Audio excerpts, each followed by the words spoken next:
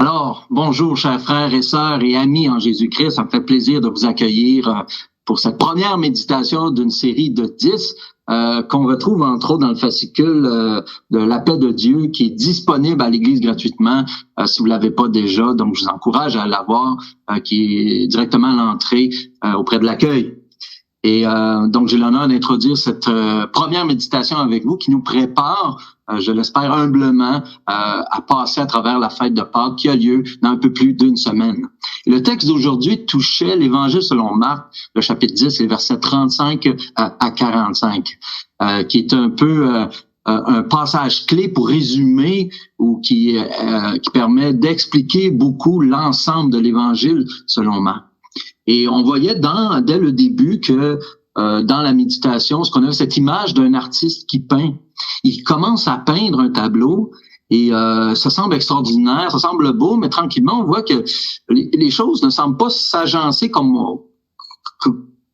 on devrait. Ça demeure pas aussi beau qu'on l'aurait imaginé au début. Même peut-être, j'imagine, j'en rajoute un peu qu'il y aurait des coulisses, qui met une couleur par-dessus ce qu'il y avait déjà auparavant, et ça vient tout défaire l'ensemble. Puis on comprend pas nécessairement ce que l'artiste est en train de faire avec son tableau. Et pourtant, plus que le tableau progresse, les choses commencent à s'agencer, et à la fin, on réalise en effet que ce qu'il avait modifié le rendu de loin beaucoup mieux. Et j'oserais rajouter qu'il l'a transformé en chef-d'œuvre.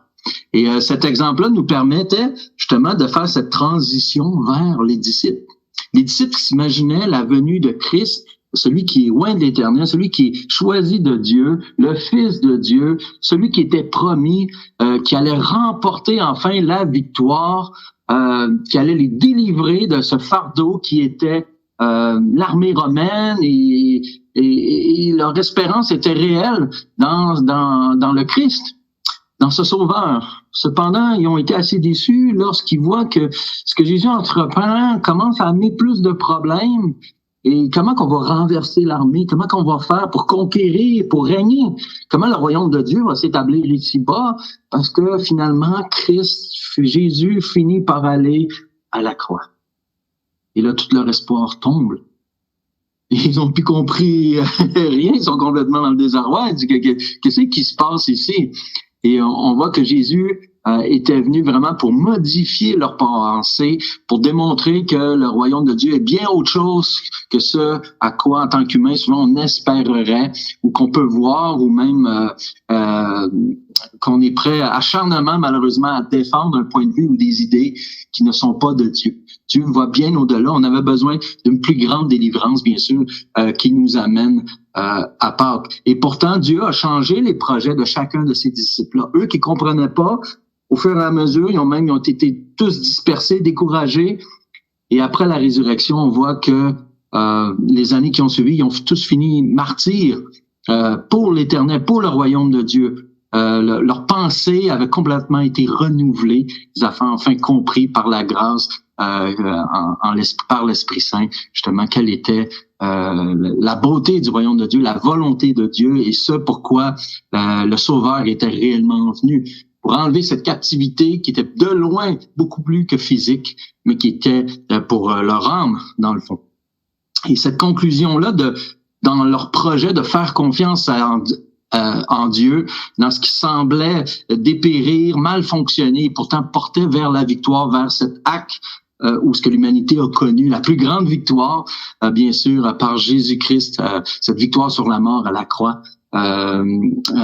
Tous ont été impressionnés par ça. Et ça nous touche à nous aussi.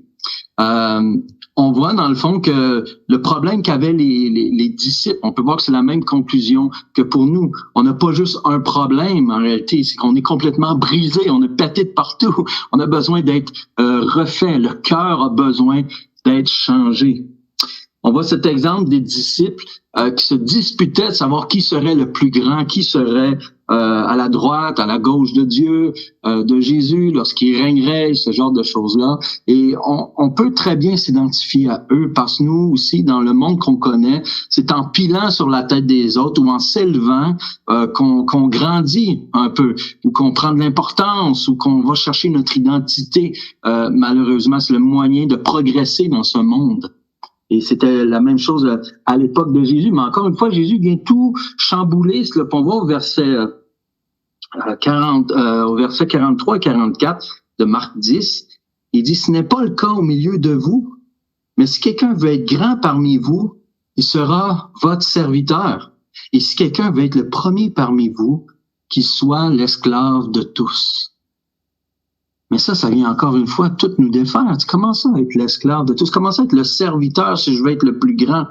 On voit que Dieu fonctionnait contrairement à prendre la position sur les autres, à empiler sur le terrain de l'autre. Au contraire, c'est un sacrifice de soi. C'est à travers cela qu'on reflétait la grandeur, la beauté et la grâce de Dieu.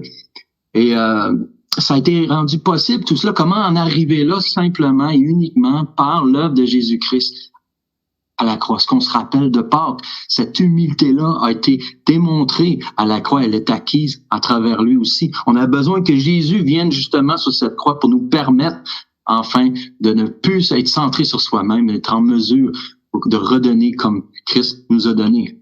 Pâques nous rappelle non seulement la délivrance que nous avons, bien sûr, mais il nous rappelle en plus, là, on peut voir la manière dont Jésus l'a fait, entre autres avec humilité, et on peut voir aussi quel Dieu incroyable qu'on a à travers cet acte de la croix. Un Dieu, comme on l'a dit, mais rempli de grâce, rempli de compassion. Un Dieu réellement qui est amour. Et un Dieu aussi, comme on le voit au verset 45, en effet, le Fils de l'homme est venu non pour être servi, mais pour servir et donner sa vie en rançon pour beaucoup. Lui, le roi de l'univers, le créateur des cieux et de la terre, celui qui a tout droit, celui qui par la parole, lorsqu'il déclare quelque chose, c'est le seul et unique être, lui qui est divin, que toute chose s'exécute lorsqu'il parle. Et pourtant, il a donné sa vie en rançon pour beaucoup. Il s'est humilié à ce point. Il a servi de cette manière-là. Il nous a démontré quel grand Dieu il était. Il a donné l'exemple aussi parce qu'il a pourvu au plus grand problème que nous avions. Il nous a délivrés de nous-mêmes pour nous ramener à notre Père. Il nous a enlevé ce poids du péché qu'on avait. Il a démontré qu'il était compétent pour le faire. Donc, encore à plus forte raison, on peut lui faire confiance pour chaque petite chose de notre vie qui ne fonctionne pas comme on souhaiterait. Car à la fin, Dieu a déjà démontré qu'il était en mesure de peindre le plus beau des tableaux. Et le nouveau chef-d'œuvre qu'il est en train de faire, on va le réaliser encore lors soit du retour de Christ, lorsqu'on va le voir face à face. Alors pourquoi pas décider et remettre avec force nos intentions de s'humilier devant lui, de lui faire confiance pour tout ce qui arrive et de suivre Jésus de tout notre cœur. Joyeuse Pâques.